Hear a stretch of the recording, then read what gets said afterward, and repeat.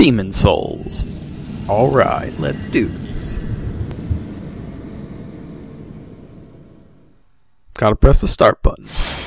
Okay.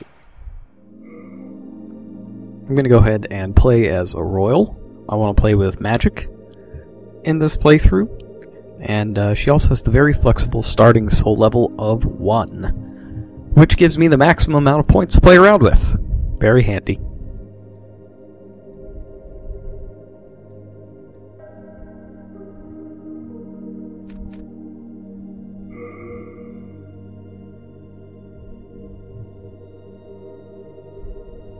Loading takes forever in this game. I should skip that.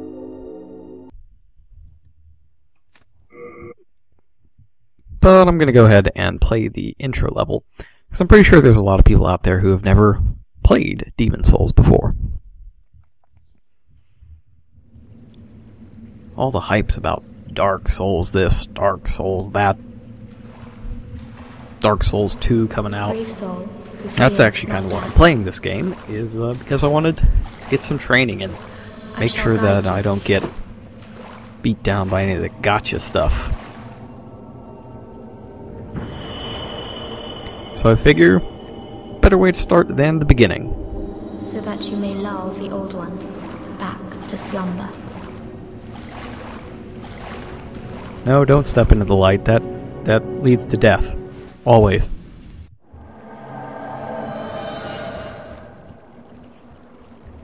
Alright, so if you are familiar with Dark Souls, there's not a whole lot of surprises here. You got your HP and you got your stamina. Probably the biggest surprise is that there's that third bar up there, the blue one.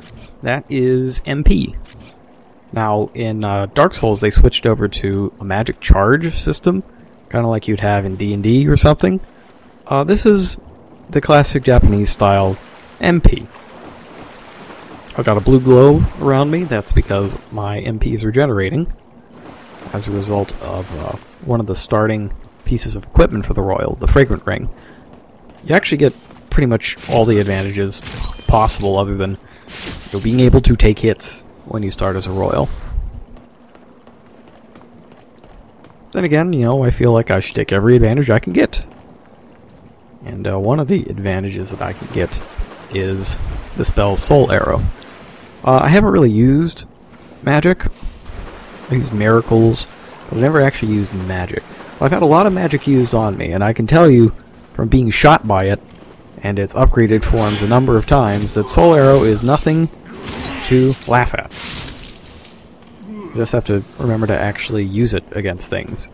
I am a very hack and slash kind of player at heart, so it'll take a little while for me to break my programming and shoot things with lasers. Alright, let's do it. Let's shoot something with lasers. Ooh, that feels good. I like it. Stabbing things kind of has its... that feels good too. But zapping that guy, getting the big 3-digit damage right off the bat is pretty amazing. I like it. I think I'm going to do just fine in this playthrough. Speaking of, this is actually the third time that I've played the game. Played it back when it came out in 2009. As a strictly melee-based character, and that was extremely difficult. I actually died in the tutorial level, learning the controls. And the interesting about dying in the tutorial level is that you can't actually do it. Not until the end, anyways. If you do have your HP reduced to 0, you just keep, living until you actually get to the end, and then there's a surprise waiting for you at the end. Oh, yeah, surprises. Speaking of that, I like how this item is placed. Because the first time through, if that item wasn't there to tell me that maybe it's okay to jump over the side of the cliff, or off the side of the bridge, I would have never done it. I would have just kept running into that gate and going back and forth forever. So that's a neat piece of level design. I like it. These pink messages, those are left by the game. But once we get into the game proper, there's going to be a ton of them around, because I'm going to play online the whole time. And in that case, the messages will be from the players themselves, and could help hinder and or kill us. It'll be exciting.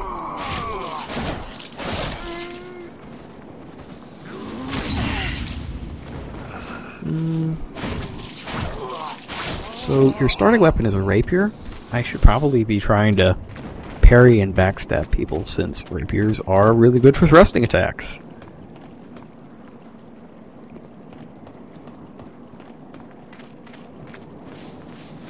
Ah, there we go. It's not a bonfire, although, you know, the sprite's probably the same, or, not sprite, the model's probably the same, or slightly modified, but it looks like a bonfire, doesn't it?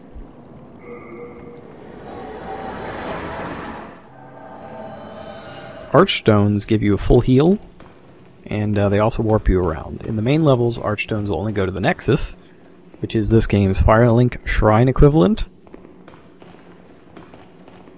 But here it takes us to the second half of the tutorial.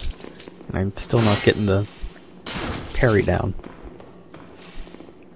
Maybe you can't parry until the game tells you how. That's certainly a possibility. I wouldn't put it past them.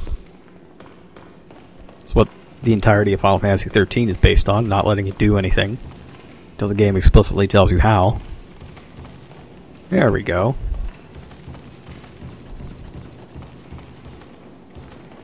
I just needed some poor sucker to try it out on.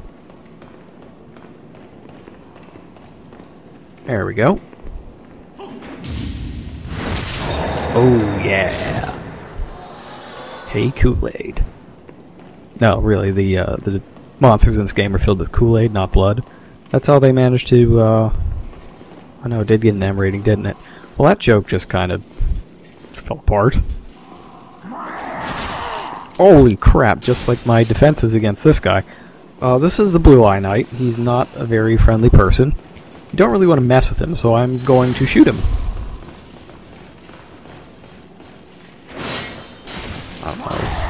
And stab him.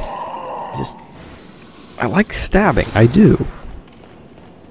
Even though I'm specifically trying to shoot people with lasers and fire and all that good stuff, I'm going to find it hard to resist a good old-fashioned sword fight. But I don't want a sword fight with this guy. I'm going to shoot him.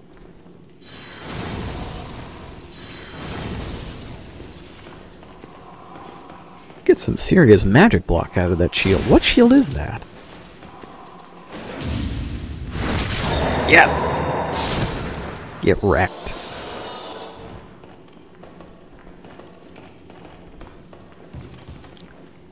Alright. Not too much left.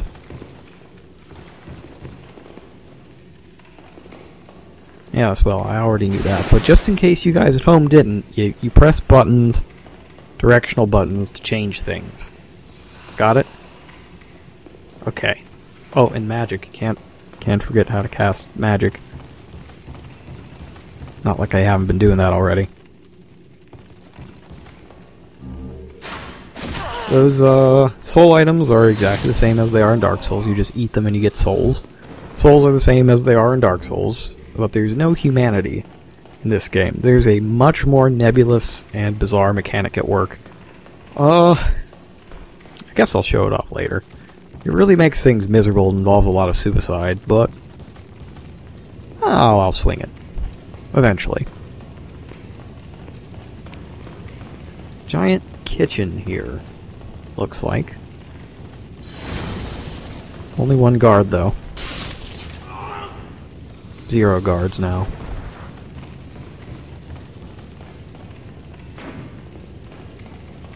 Now really, come on, archer guy.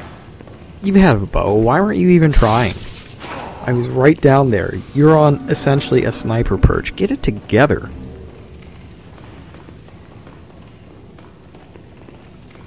Okay. We are approaching the end.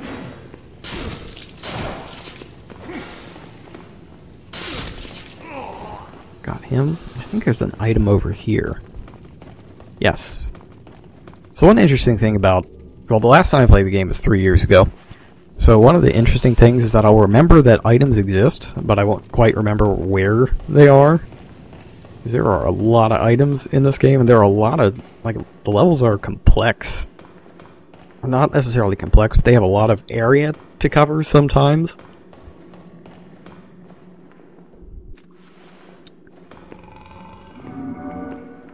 Alright, So, just like Dark Souls, we got this guy as the boss. And I'm dead.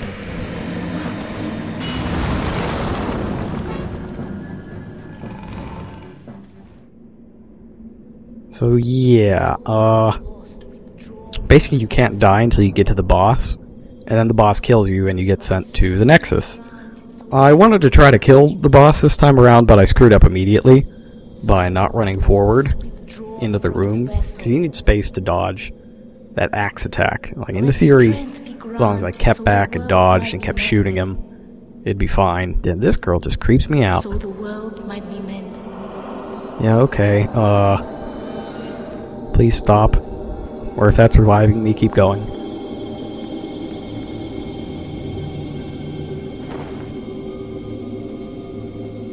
Great. This is the Nexus. It holds together the northern land of Boletaria. Nice to meet you Thou too. canst not exit the Nexus, but each of the 5 archstones will connect them to another. Kind of a major bummer. Definitely a major bummer, but better than being dead. So this is the Nexus, and it's essentially the castle from Super Mario 64, and we'll get started on the game proper next time.